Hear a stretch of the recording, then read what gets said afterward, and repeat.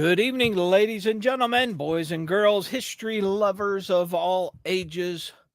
Welcome to Sunday Night History Chat. If you get a chance, drop a comment in the box. Let me know where you are watching from. Welcome to my library. I'm Michael C. Hardy. You're hanging out with me for the next few minutes, evenings. I won't be home for the next few evenings, but hanging out with me here in my library. I hope it is well wherever it is that you are watching from this evening. It's been we were not together last week, I don't think. Been a really exciting time, historically speaking, the past 2 or 3 weeks. We won't comment much on that, but there's a lot going on that's going to wind up in a history book at some point in some time.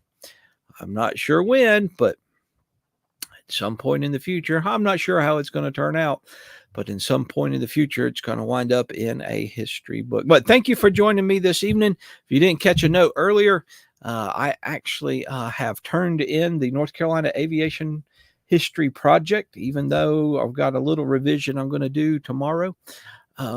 Before I actually got a couple of pictures I didn't think I was going to be able to get from the State Museum in Raleigh.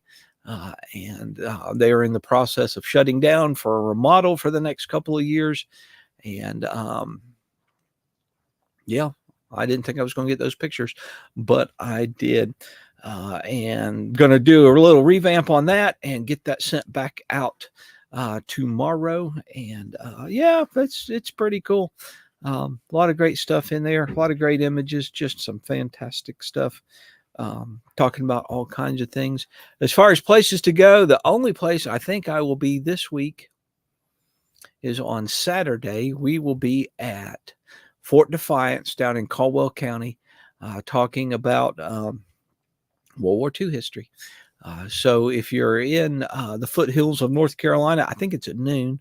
I will be posting that. If you're in the foothills of North Carolina, come on out and join us, and let's see what we can do. You know, it's probably a little early for ragweed to be blooming, but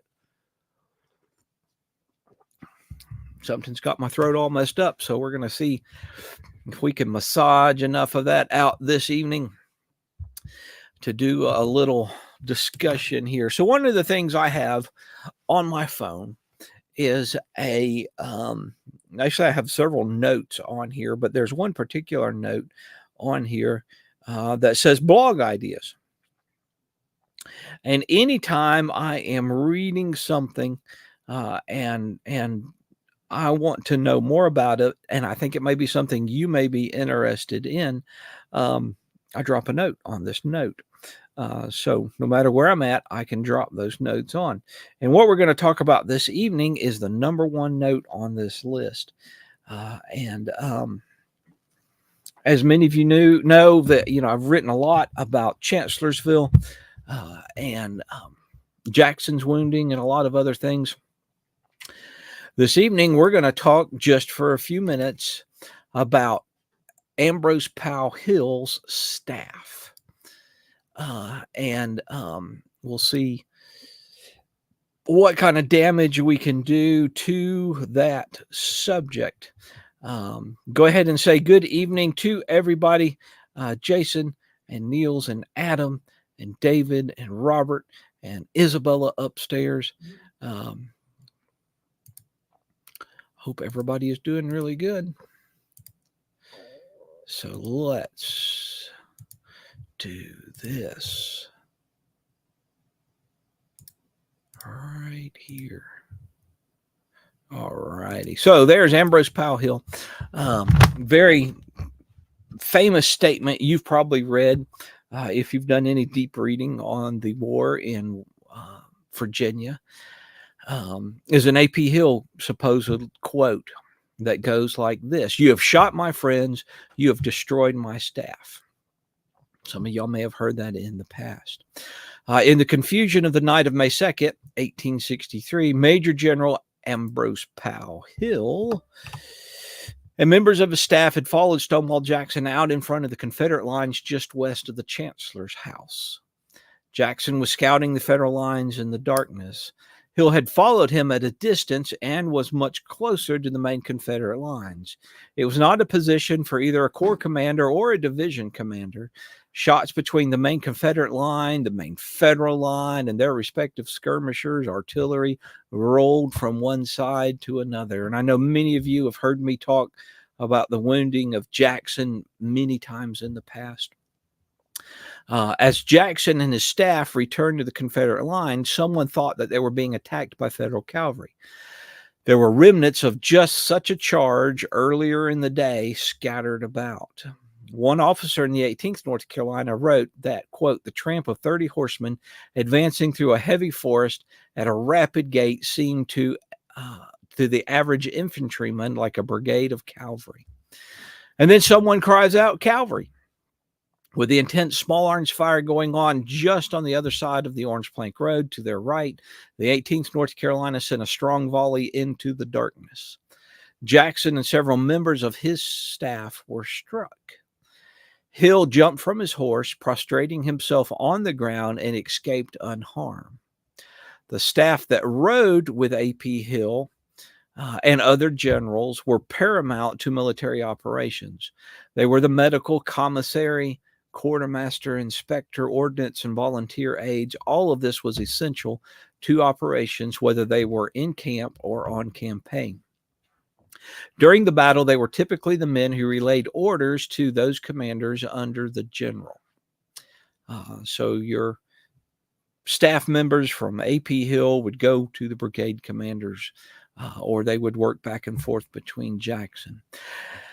Captain Murray F. Taylor was one of those aides on Hill's staff that evening. In 1904, his recollection of the events that evening were published.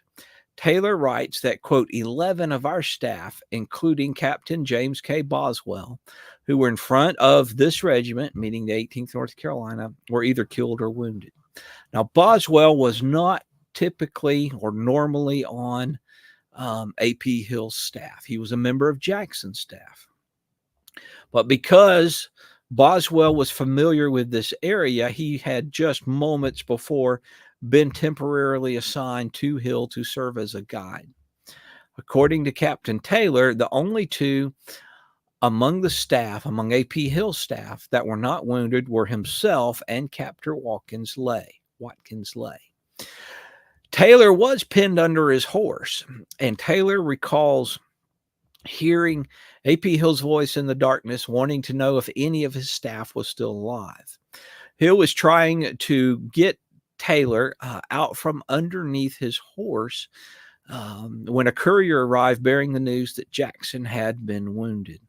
With that information, Hill left Taylor to manage the best that he could and went in search of Jackson. We know that Boswell was killed and that his death was much lamented. We know that another of the killed on A.P. Hill's staff was Captain James F. Forbes, serving as a volunteer aide-de-camp. The horses of Major Howard and Sergeant Tucker were so unnerved that they carried their riders into Federal lines. Private Richard J. Muse, a courier, was killed, and another courier, Eugene Sanders, was struck twice in the face. Possibly another courier whose last name was Kilpatrick might have also been killed. There might have also been other wounded as well. Compiled service records on each of the members of Hill's staff are a little scant when it comes to information, a little thin. Many times those that were only slightly wounded were not reported as wounded at all. Later, replacing Palmer, that I mentioned a few minutes ago. And Palmer is kind of like A.P. Hill's chief of staff, and he was not wounded in the initial volley. Palmer is sent back by Hill, and at that point he is wounded and actually dislocates his arm. He said it was torn out of its socket. But Palmer is replaced by, and this Palmer's wounding happens just moments after the rest of the staff. He is replaced by William N. Stark, who becomes the assistant adjutant general. He had already served in that position for his father's brigade, but Stark would serve in that role for A.P. Hill for the rest of the conflict. Palmer would eventually return to Hill's staff and would follow Hill on up when A.P. Hill was promoted to commander of the Third Corps. It does not appear from surviving records that another volunteer aide-de-camp was assigned to Hill's command after the death of Forbes. Not long after the volley that killed Boswell and Forbes and wounded Palmer and some of the others, Hill saw the evacuation of Jackson from that exposed position between the lines. And then Hill himself is wounded by an artillery fragment. While the wound was not dangerous, Hill was unable to walk or ride, and as you may probably already know, passed command over to Jeb Stuart. Hill's statement, "You have shot my friends, you've destroyed my staff," was remembered by Taylor long after the war. As Hill took a roll call of his staff in the darkness and the confusion, he could have believed that the volley had been much worse. Maybe some of the wounded were members of the 39th Battalion Virginia Cavalry, an organization that supplied couriers to Division Corps and General Staff. Several members of the 39th Battalion were reported as wounded or killed at Chancellorsville, including John Hall, George Smith, and Thomas Williamson. He was wounded and captured. While these soldiers were not considered as belonging to the staff of a particular general, it is possible that Hill might have considered some of them as friends on his staff. When historians write about the Battle of Chancellorsville or on the life of A.P. Hill, the volley that wounded Jackson and took out several of Hill's staff is always mentioned. However, that focus is always on Jackson. Sears, in his standard work on the battle, neglects details about the volley in relationship to Hill. Likewise, Schneck, who wrote Up Came Hill, neglects this part of the story. In his biography of Hill, Robertson only includes Taylor's account, and only one book by Lively, Calamity at Chancellorsville, a Savas Beatty publication, dives into who was with Hill as the volley wreaked havoc on Hill's staff that fateful dark night at Chancellorsville. So we're not even 100% sure of who all was on Hill's staff when that wounding actually took place there on the night of May 2nd, 1863. And this, of course, will be up on the blog, Looking for the Confederate War, here shortly. And maybe it'll help people grasp a little bit more of that history. Maybe so. So a little bit about the staff officers that were with Jackson that night that he was wounded, and were with Hill the night that he was wounded on May 2nd, 1863, there at Chancellorsville. Boswell is buried in Fredericksburg, and Jackson was responsible for his own wounding. He was out there in between the lines where Corps commander should not be. He should have been relying upon his staff at that point in time. So I wholeheartedly agree with that. Our friend Robert just started the newest Braxton Bragg biography, which I own, and I have used parts of, but I've never actually sat down and read the entire thing. I have some other Bragg books up there as well.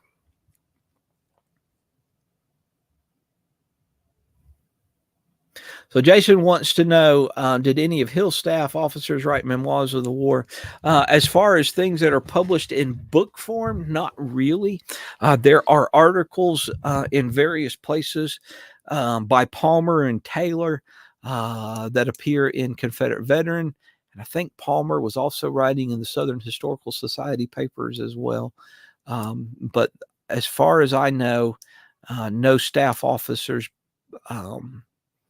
of A.P. Hill's letters or memoirs or whatever have been published. Don't think that they have. I could be wrong. I may even own it and not remember. That happens sometimes. But yeah, a little bit of that story. So if you got something you want to chat about this evening, please drop it in the comments. We were down in Newberry, South Carolina last night or yesterday afternoon. The Newberry Museum's got some fantastic displays. 20-pound Parrott rifle that came off a Union ship is it part of theirs. They've got a flag, one of the early company flags, Confederate flags down there. Just a lot. They've got the doctor. What is the doctor's name? Love. No, not that doctor. Let's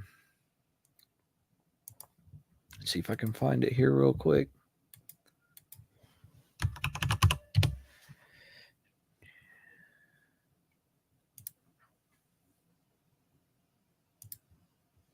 No, I don't think I can find it. Sorry. I'll have to work on that. Actually, I can look it up right here. They have Doctor.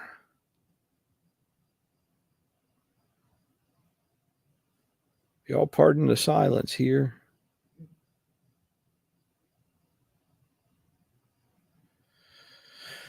Horseware, famous Confederate medical officer.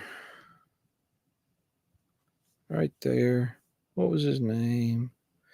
Dr. Chisholm, who wrote the surgical manual.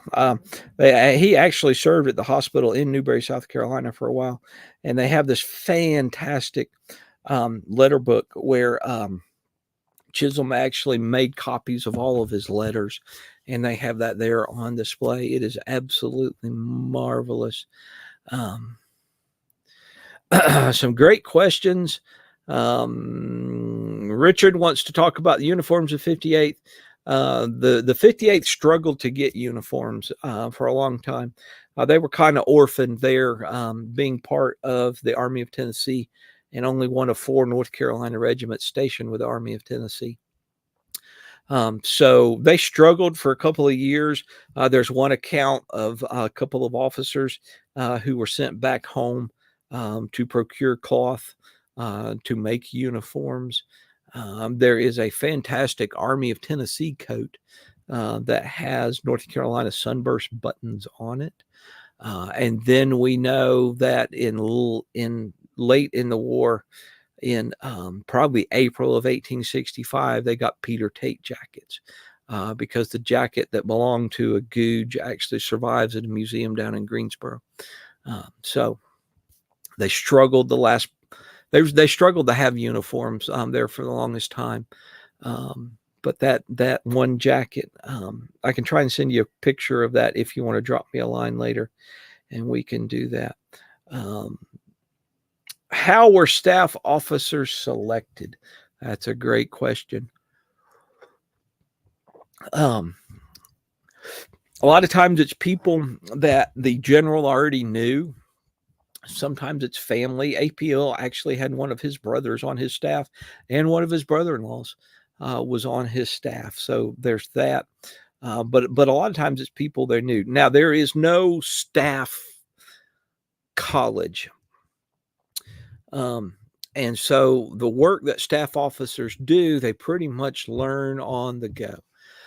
Several of AP Hill's staff officers would come out of the ranks. They would serve as an adjutant to in a regiment and then kind of work their way up to that staff position under a general. But there's no school to go to.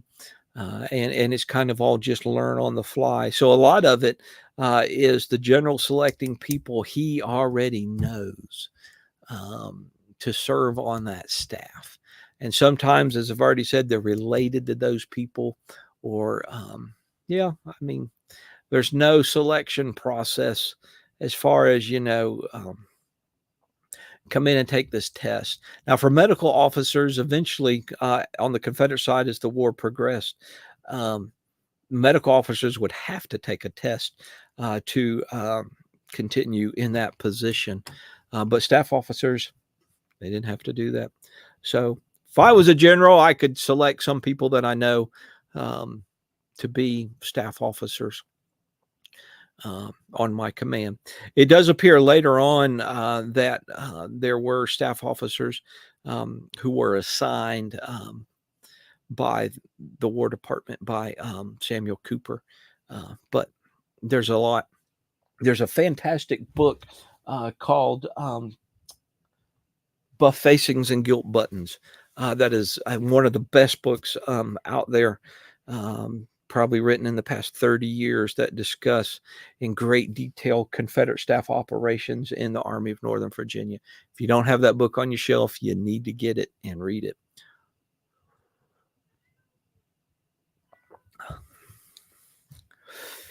Did they have to be approved?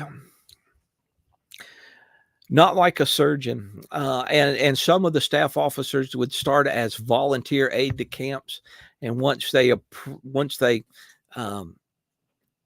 moved into once they got competent around a general, then they could become the assistant inspector general, the assistant adjutant general, or basically just people just like that. And Laura, I hope you're doing well. But check out that book, Buff Facings and Gilt Buttons. If you're interested in the war, in Confederate history, in the Army of Northern Virginia, that book needs to be on your shelf. Fantastic book.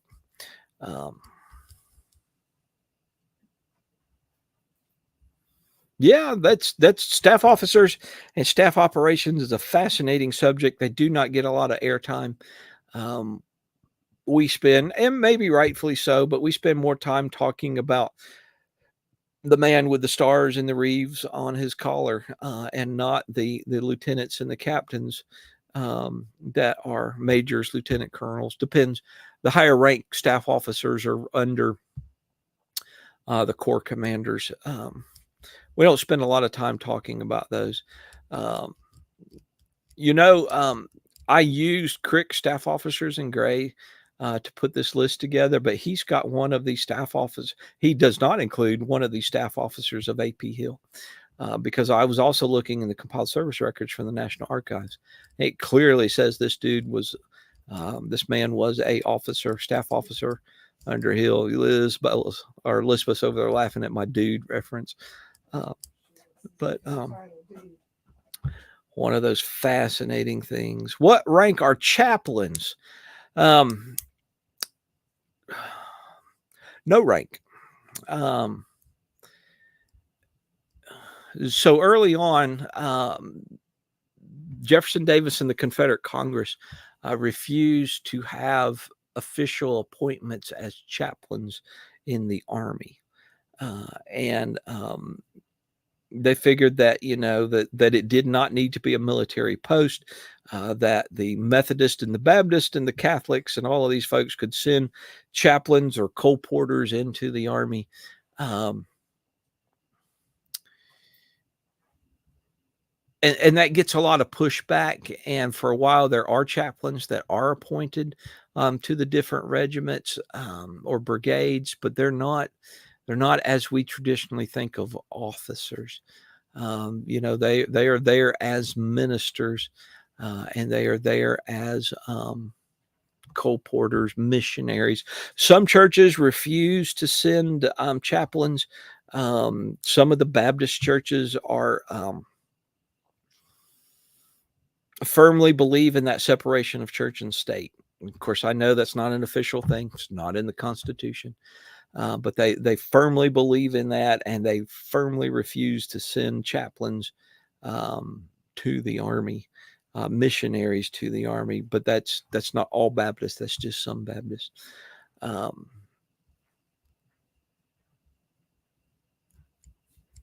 It's interesting, in Crick's staff officers in gray, there's no chaplains listed in that book at all. Not one, because they were not officially they get assigned to regiments, but they're not, and they have to resign when they're done and they go home, but they're not official parts of the regiment. That's an interesting discussion we can talk more about later. And there are, David brings up, there are several instances in 1864 in the Valley, Shenandoah Valley, that where staff problems were key, but in the failures that take place there in the Valley. And that's true in all of these battles. That is very true.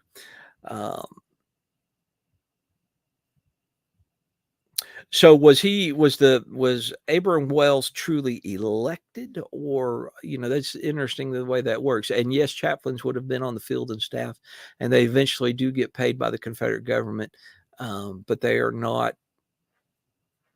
I've seen in the reenacting world chaplains running around with captain and major ranks on their collars, and that's I don't think that's right.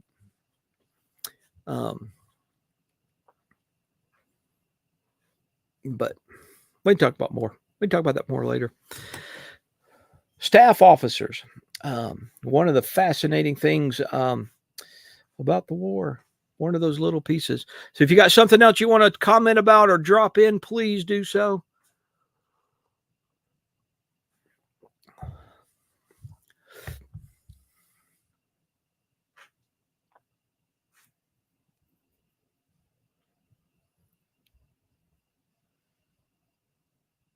Yeah, if you did have a bad brigade or division quartermaster,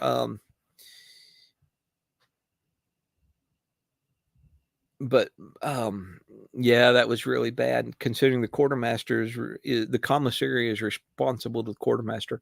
It is the quartermaster who supplies the wagons to go get the food. And if you look in staff officers in gray, you'll find a lot of turnover. Some staff officers are there for the duration of the war. Walter Taylor under Robert E. Lee comes to mind, but some of them are in and out pretty quick. David, in all of my reading that I've done, I've not found a lot of references to chaplains actually having uniforms. I just don't see a lot of it out there. The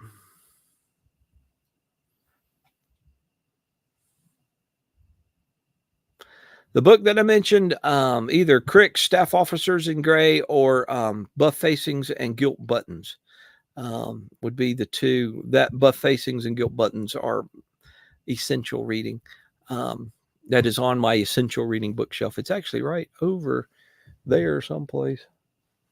No, it would be over here someplace. But I would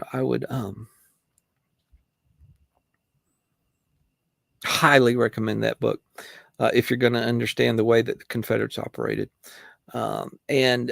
Yes, some generals were harder on their staff. I would hate to be a staff officer for Stonewall Jackson or Nathan Bedford Forrest. It'd be fun to sit down and look at and see at the turnover in Nathan Bedford Forrest's staff. It'd be an interesting thing to look at.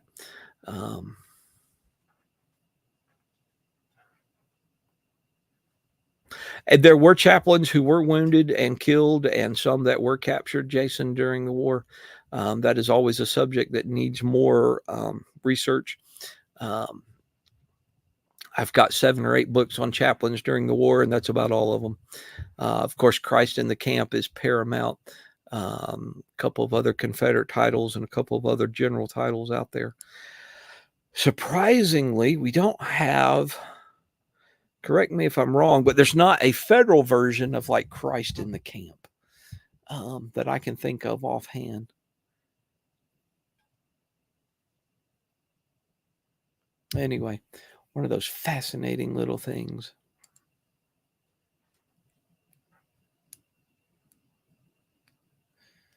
So there are 2 levels of staff officers. There's your personal staff, and there is your larger staff. Your personal staff is going to be folks like your assistant adjutant general, assistant inspector general, those folks. That's your personal, your aide-de-camps or your volunteer aide-de-camps or your close personal staff. And then your greater staff is going to be like your chief of artillery and your quartermaster and your commissary and your medical director. Those are going to be on the outside of that very close and tight-knit personal staff that you have.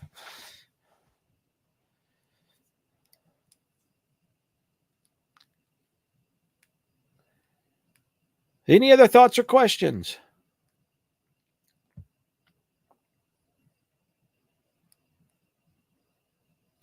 I'll hang out here for just a couple of minutes. Remember, you'll be able to read this in its entirety on the blog very soon, tonight or tomorrow. We'll get it posted up there, and you can check it out.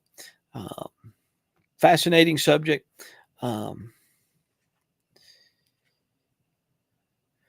Wasn't Forrest's chief of medicine his brother-in-law, his chief surgeon? Oh, I don't know that. I don't remember. I've got a book on Forrest's escort, but I don't think there's anything out there that really covers Forrest and his staff and the way that it worked, or at times didn't work. That would be an interesting observation to do, maybe sometime in the future. Cameron, thank you so much for finding interest in the topic. Yes, Moxley Sorrell, who served on Longstreet staff, ended up commanding a brigade toward the end of the war. You are correct with that, Jason. There are a couple of famous staff books out there. Moxley Sorrell's is one of them. Walter Taylor's work is another one of them. There's a book about Prussia, or Stonewall Jackson's Prussian map maker. A couple of others out there as well.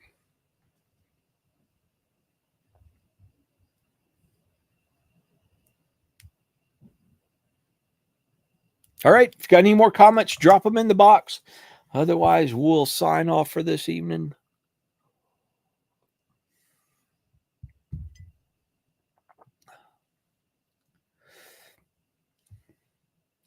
All right, folks. Yep, I Rode with Stonewall by Henry Kidd Douglas is another one of those. Fundamental works when it comes to the war in the East, the Army of Northern Virginia. We get less staff books as we move into the Western theater.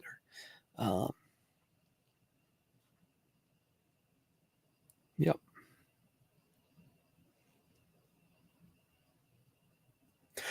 All right, folks, signing off. Y'all, thank you so much for joining me. Thank you for just hanging out for a few minutes and talking history here on this Sunday evening.